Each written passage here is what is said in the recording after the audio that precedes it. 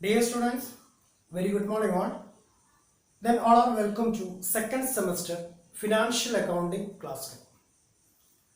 First class നമ്മൾ Google മീറ്റിലൂടെ conduct ചെയ്തു. 5 മൊഡ്യൂളാണ് ഈ സെക്കൻഡ് സെമസ്റ്ററിലെ ഫിനാൻഷ്യൽ അക്കൗണ്ടിങ്ങിൽ ഡിസ്കസ് ചെയ്യാനുള്ളത്. First module for single entry system or incomplete system of accounting. Then second module company accounts, issue of shares. Third module, again company accounts, issue of debentures. Then fourth module, international financial reporting system. And fifth one, final account of joint stock companies.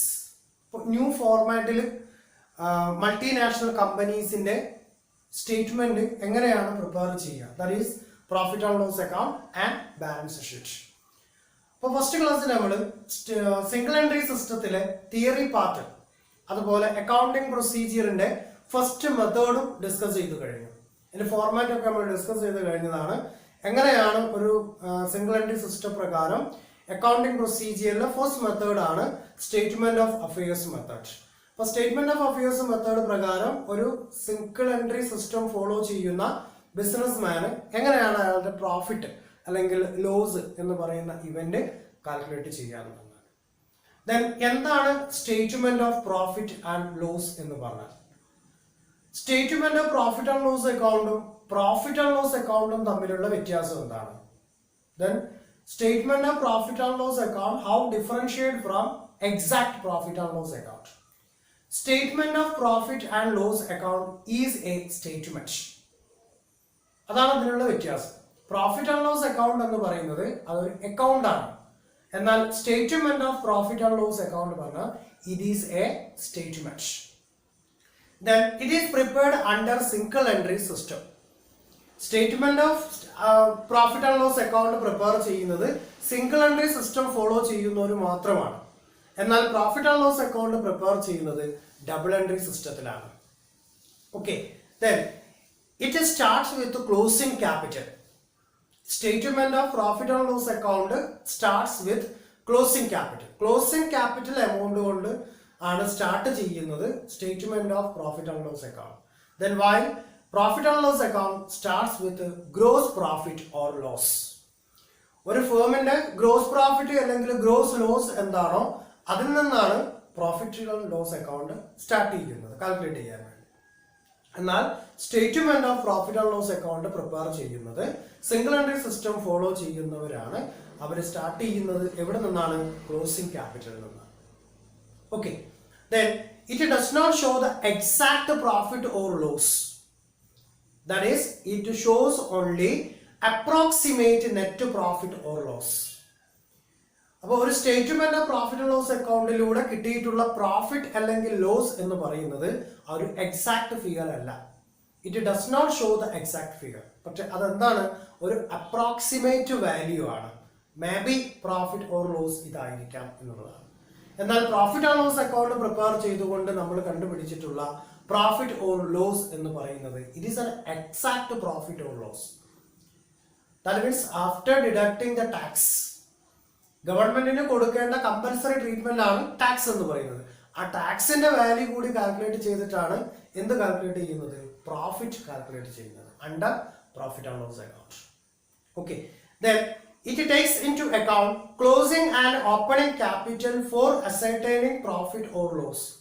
ഏതിൽ? Statement of profit and loss account. അപ്പൊ statement of profit and loss account prepare ചെയ്യുന്നത് closing ക്യാപിറ്റലിന്റെയും opening ക്യാപിറ്റലിന്റെയും difference base ചെയ്തുകൊണ്ടാണ് profit or loss തീരുമാനിക്കപ്പെടുന്നത്. എന്നാൽ profit or loss account prepare ചെയ്യുന്നത് that means it takes into account purchases, sales, returns and all expenses and income for ascertaining profit or loss. എല്ലാ direct or indirect ഇൻകംസും എക്സ്പെൻസസും then all purchases, all incomes ഇതെല്ലാം treat ചെയ്തിട്ടാണ് profit and loss account. Profit and loss account എന്ന് പറയുന്ന അക്കൗണ്ടിലൂടെ നമ്മൾ either profit or loss calculate ചെയ്യുന്നത്. എന്നാൽ statement of profit and loss അക്കൗണ്ടില് ക്ലോസിംഗ് ക്യാപിറ്റലിന്റെയും ഓപ്പണിംഗ് ക്യാപിറ്റലിന്റെയും കമ്പാരിസണിലൂടെയാണ് പ്രോഫിറ്റ് ആണോ ലോസ് ആണോ എന്ന് പറയുന്നത്. അതുകൊണ്ട് തന്നെയാണ് എന്ത് പറയുന്നത്? it does not show the exact profit or loss. Okay, it is prepared partly from ledger account balances and partly from estimates, physical verification and memory. Okay, അതായത് ഓരോ ആളുകളുടെയും, അതായത് ഇപ്പോൾ ഒരു സിംഗിൾ എൻട്രി സിസ്റ്റം ഫോളോ ചെയ്യുന്ന ഒരാൾ run ചെയ്തു പോകുന്ന ബിസിനസിന്റെ വോളിയം എന്ന് പറയുന്നത് തന്നെ ലിമിറ്റഡ് ആയിരിക്കും. അപ്പോൾ അയാൾക്ക് മെമ്മറി ചെയ്യാൻ പറ്റുന്ന ഇവന്റ് ആയിരിക്കും, ഫിസിക്കലി വെരിഫൈ ചെയ്യാൻ പറ്റുന്ന ഇവന്റ് ആയിരിക്കും, ദെൻ എസ്റ്റിമേറ്റഡ് ഫിഗേഴ്സ് ആയിരിക്കും. ഇതിനൊക്കെ ഡിപ്പെൻഡ് ചെയ്തിട്ടാണ് ഇദ്ദേഹം എന്ത് ചെയ്യുന്നത്, statement of profit and loss account prepare ചെയ്യുന്നത്.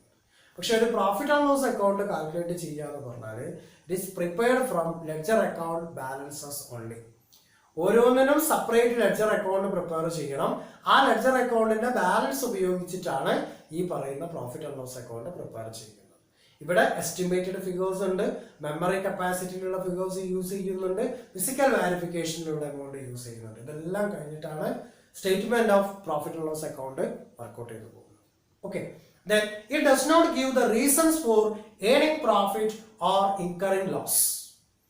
ലോസ് ഉണ്ടാവാനുണ്ടായ കാരണം എന്താണ്, പ്രോഫിറ്റ് ജനറേറ്റ് ചെയ്യാനുണ്ടായ കാരണം എന്താണ്, ഇത് എന്ത് ചെയ്യുന്നില്ല, does not give the reasons. അതിനുള്ള കാരണങ്ങൾ എന്താണെന്നുള്ളത് statement of profit and loss account prepare ചെയ്താൽ ഐഡന്റിഫൈ ചെയ്യാൻ വേണ്ടി പറ്റില്ല. എന്തുകൊണ്ട് ഇത്രയും ലോസ് ഉണ്ടായി, എന്തുകൊണ്ട് പ്രോഫിറ്റിന്റെ വോളിയം കൂടി, അതിന്റെ റീസൺ ഫൈൻഡ് ചെയ്യാൻ വേണ്ടി statement of profit and loss account prepare ചെയ്താൽ വേണ്ടി സാധിക്കുന്നതല്ല. അതേസമയം it gives the reasons for earning profit or incurring loss. Loss ഉണ്ടാവാനുണ്ടായ കാരണങ്ങൾ, that means indirect expenses, indirect incomes, then direct income, direct expenses, purchases, sales, ഇതെല്ലാം treat ചെയ്തിട്ട് returns inward ഉണ്ടാവും, returns outward ഉണ്ടാവും. ഇതെല്ലാം കൺസിഡർ ചെയ്തുകൊണ്ട് എന്തുകൊണ്ടാണ് ലോസ് ഉണ്ടായിട്ടുള്ളത്, എന്തുകൊണ്ട് പ്രോഫിറ്റ് ജനറേറ്റ് ചെയ്തു എന്നുള്ള exact picture profit and loss അക്കൗണ്ടിലൂടെ അണ്ടർസ്റ്റുഡ് ചെയ്യാൻ വേണ്ടി പറ്റും. ഇതാണ് statement of profit and loss അക്കൗണ്ടും അതുപോലെ പ്രോഫിറ്റ് ആൻഡ് ലോസ് അക്കൗണ്ടും ഡിഫറൻഷിയേറ്റ് ആവുന്നത് എങ്ങനെയാണ്. നമുക്ക് അക്കൗണ്ടിങ് പ്രൊസീജിയർ ചെക്ക് ചെയ്യാം. അക്കൗണ്ടിങ് പ്രൊസീജിയർ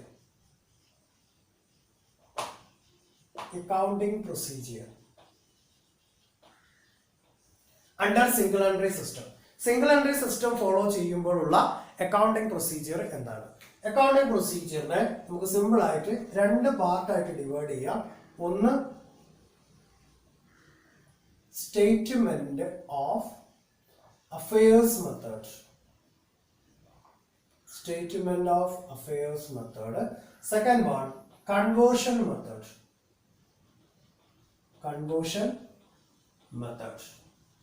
ഇങ്ങനെ രണ്ട് മെത്തേഡിലൂടെയാണ് അക്കൗണ്ട്സ് പ്രിപ്പയർ ചെയ്തു പോകുന്നത്. അപ്പൊ ഇവിടെ വളരെ സിമ്പിൾ ആയിട്ട് സ്റ്റേറ്റ്മെന്റ് ഓഫ് അഫയേഴ്സ് മെത്തേഡ് എന്ന് പറഞ്ഞാൽ it is also known as net worth method. ഇതിനെ നെറ്റ്വർത്ത് മെത്തേഡ് എന്ന് പറയുന്നു, അല്ലെങ്കിൽ capital comparison method.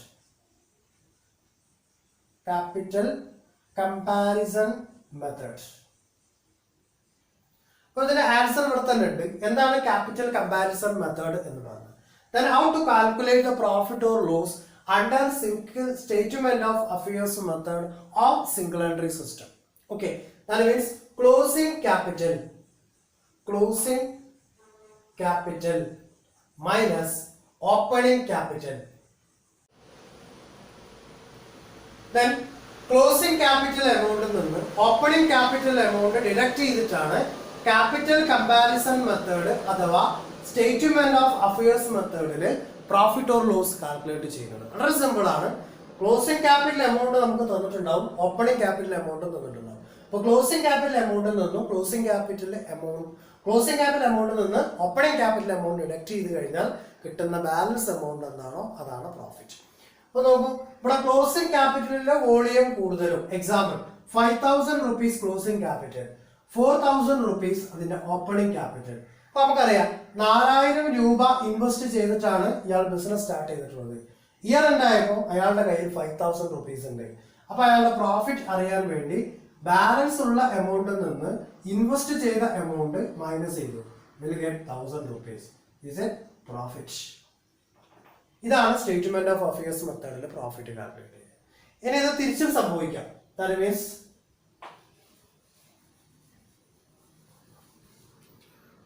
closing capital 9,000 rupees.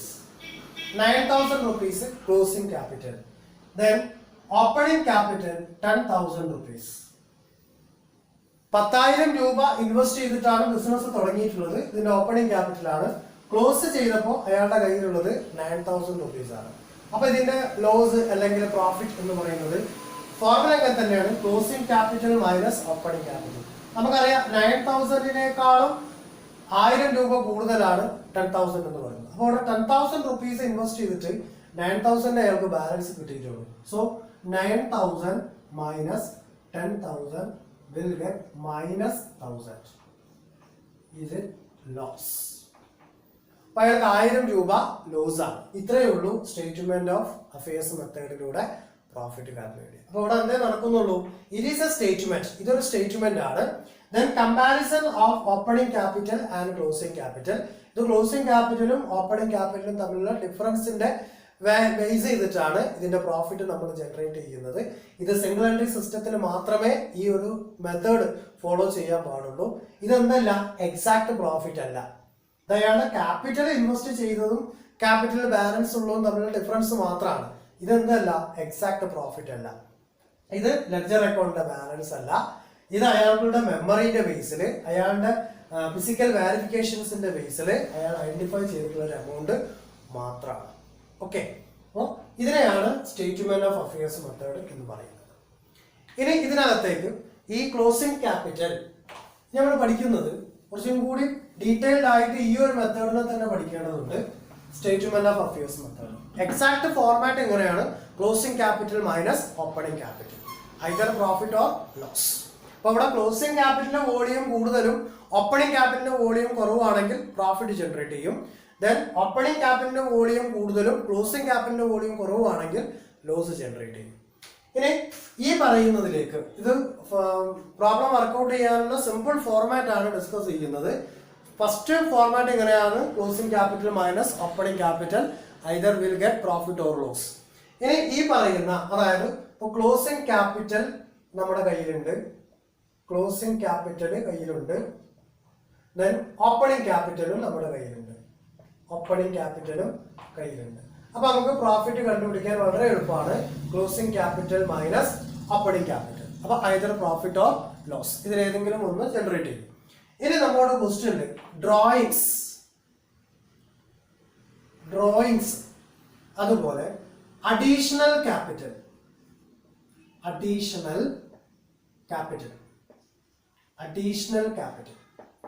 ഈ രണ്ട് വാല്യൂയും കൂടി ക്വസ്റ്റ്യനിൽ തന്നിട്ടുണ്ടെങ്കിൽ എങ്ങനെയാണ് പ്രോഫിറ്റ് ഓർ ലോസ് കാൽക്കുലേറ്റ് ചെയ്യുക under the method of statement of affairs method? എങ്ങനെ കാൽക്കുലേറ്റ് ചെയ്യും? Or statement of profit or loss account എങ്ങനെയാണ് drawings, additional capital, opening capital, closing capital, ഈ 4 ഫിഗറും കൂടി തന്നാൽ എങ്ങനെ കാൽക്കുലേറ്റ് ചെയ്യും എന്നുള്ളതാണ്. ഓക്കെ, വളരെ സിമ്പിൾ ആയിട്ട് കാൽക്കുലേറ്റ് ചെയ്യാവുന്നതേ ഉള്ളൂ. ദാറ്റ് മീൻസ് ഫോർമാറ്റ് വയ്ക്കാം, statement of profit and loss,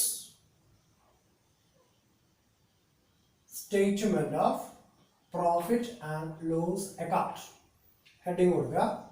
എന്നാൽ ഫസ്റ്റ് നമ്മൾ പറഞ്ഞു ക്ലോസിംഗ് ക്യാപിറ്റലാണ് സ്റ്റാർട്ട് ചെയ്യേണ്ടത്. സോ ക്ലോസിംഗ് ക്യാപിറ്റൽ ഔട്ടർ കോളത്തിൽ ക്ലോസിംഗ് ക്യാപിറ്റൽ എമൗണ്ട് കൊടുക്കുക. ദെൻ ആഡ് ഡ്രോയിങ്സിന്റെ എമൗണ്ട് അതിൽ നിന്നും മൈനസ് ചെയ്യുക, ആഡ് ഡ്രോയിങ്സ് എമൗണ്ട് എന്ത് ചെയ്യുന്നു, ക്ലോസിംഗ് ക്യാപിറ്റലിന്റെ കൂടെ ആഡ് ചെയ്യുന്നു. ഇനി ഇത് മെമ്മറൈസ് ചെയ്യാനുള്ള ഒരു എളുപ്പ വഴി എന്താണെന്ന് ചോദിച്ചാൽ, ഡ്രോയിങ്സ് എന്ന് പറഞ്ഞാൽ നമുക്കറിയാം നമ്മളുടെ ഇൻവെസ്റ്റ് ചെയ്ത എമൗണ്ടിൽ നിന്നും പേഴ്സണൽ പർപ്പസിന് വേണ്ടി പ്രൊപ്രൈറ്ററി വിഡ്രോ ചെയ്യുന്ന എമൗണ്ട് ആണ് ഡ്രോയിങ്സ് എന്ന് പറയുന്നത്. നമ്മൾ ബാലൻസ് ഷീറ്റ് ഒക്കെ പ്രിപ്പയർ ചെയ്യുന്ന സമയം നമ്മുടെ ഓൾഡ് കോൺസെപ്റ്റിൽ നിങ്ങൾ +1 +2 ലെവലിലൊക്കെ പഠിച്ചിട്ടുണ്ടായിരിക്കും. ബാലൻസ് ഷീറ്റ് പ്രിപ്പയർ ചെയ്യുമ്പോൾ ഇവിടെ ഓപ്പണിംഗ് ക്യാപിറ്റൽ ഉണ്ടായിരിക്കും, ദാറ്റ് മീൻസ് അതിന്റെ ക്യാപിറ്റൽ എമൗണ്ട്. അപ്പൊ ക്യാപിറ്റൽ എമൗണ്ട് എന്താണോ അതിൽ നിന്നും ലെസ്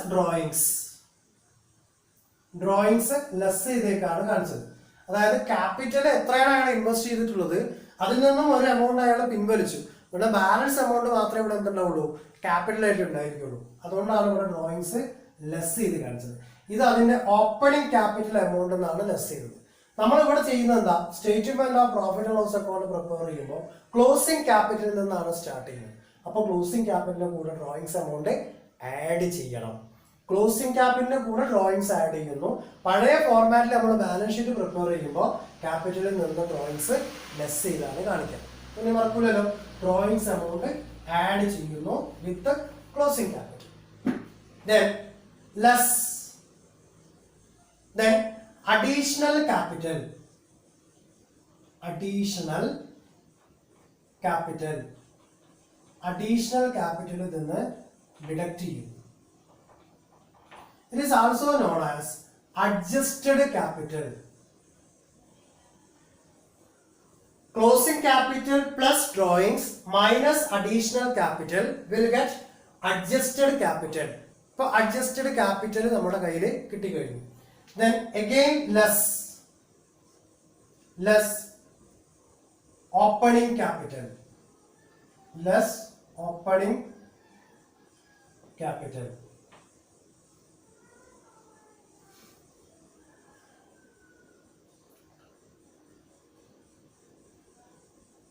Profit or loss.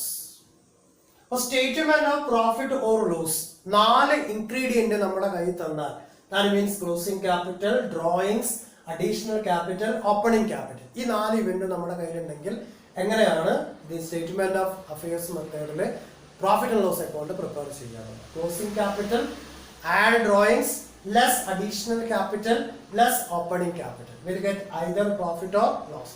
ഇത് പോസിറ്റീവ് വാല്യൂ ആണെങ്കിൽ പ്രോഫിറ്റ് ആയിരിക്കും, നെഗറ്റീവ് വാല്യൂ ആണ് കിട്ടുന്നതെങ്കിൽ it is loss.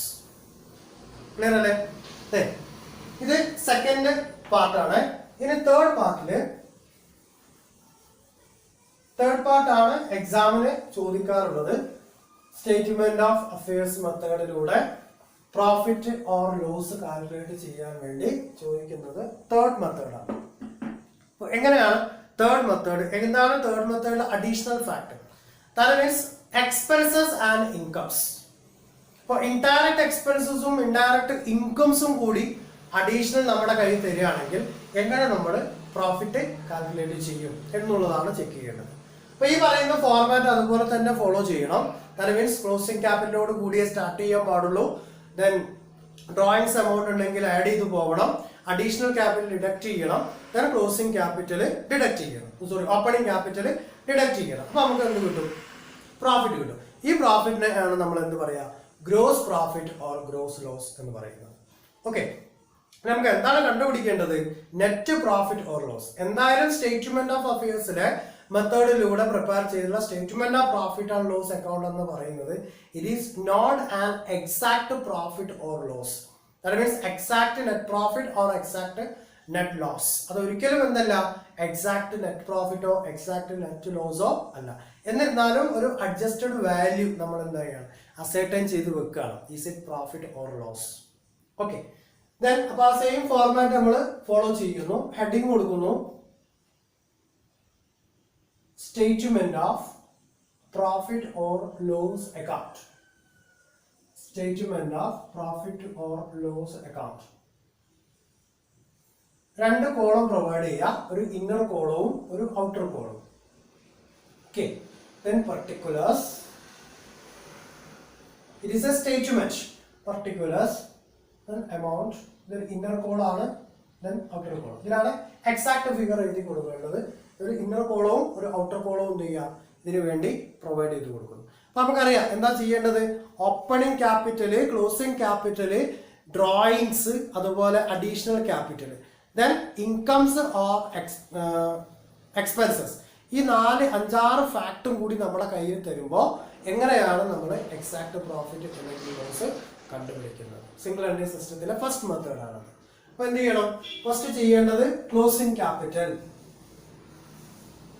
Closing capital outer കോളത്തിൽ കൊടുക്കുന്നു. ക്ലോസിംഗ് ക്യാപിറ്റൽ എമൗണ്ട് എത്രയാണ്? ക്ലോസിംഗ് ക്യാപിറ്റൽ എമൗണ്ട് എന്ന് ക്വസ്റ്റ്യൻ നമുക്ക് തന്നിട്ടുണ്ടാവും. അത് വെച്ചിട്ട് നമ്മൾ അവിടെ റൈറ്റ് ചെയ്യുന്നു.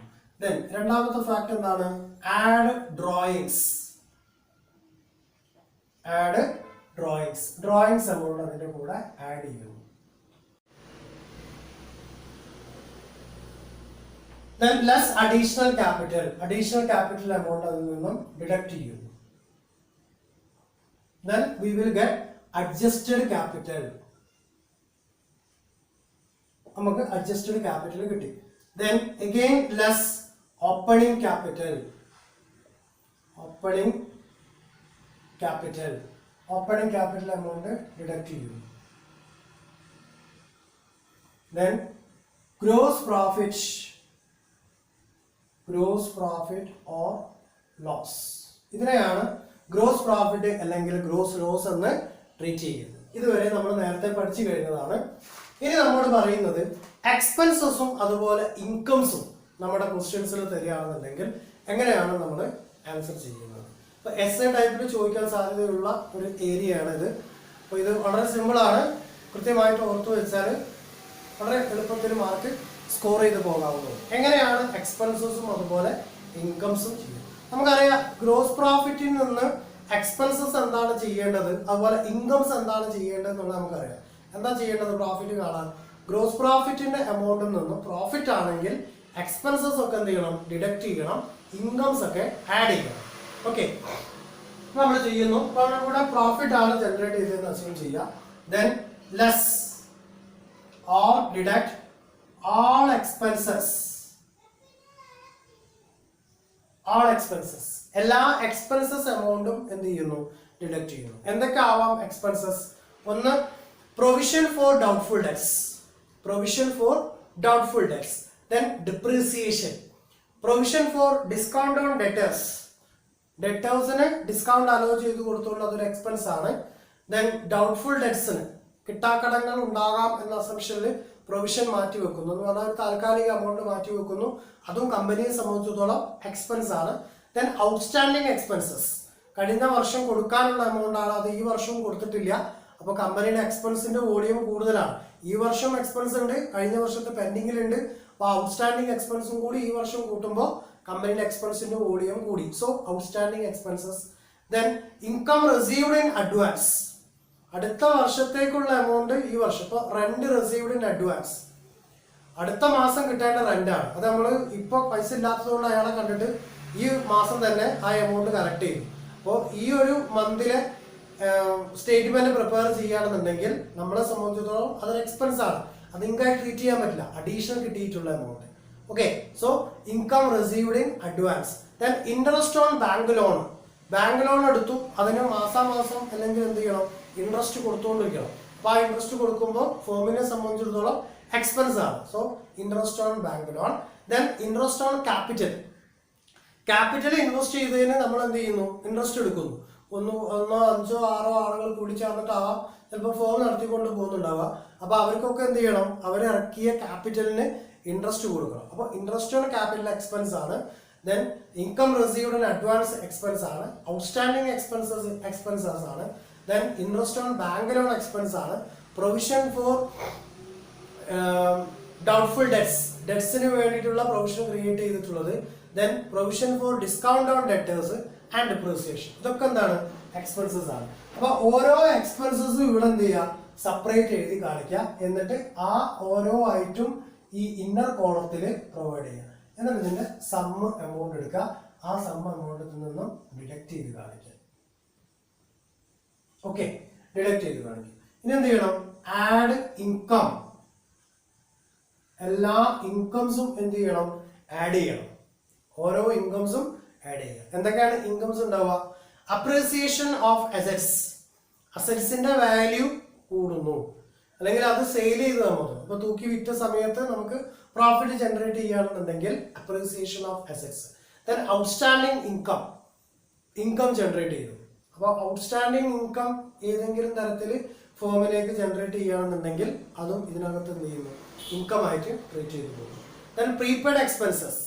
അടുത്ത മാസം കൊടുക്കേണ്ട അല്ലെങ്കിൽ നെക്സ്റ്റ് 6 മന്തിലേക്ക് കൊടുക്കേണ്ട എമൗണ്ട് നമ്മൾ ഇപ്പൊ തന്നെ കൊടുത്തു കഴിഞ്ഞു. അപ്പൊ നമ്മളെ സംബന്ധിച്ചിടത്തോളം അതൊരു ഇൻകം ആണ്. Then prepaid expenses. Interest on drawings. നമ്മൾ പേഴ്സണൽ പർപ്പസിന് വേണ്ടി വിഡ്രോ ചെയ്തിട്ടുള്ള എമൗണ്ടിന്റെ മേലെ ഫോമിന് ഇൻട്രസ്റ്റ് കൊടുക്കേണ്ടി വരും ആ യൂണിറ്റിന്.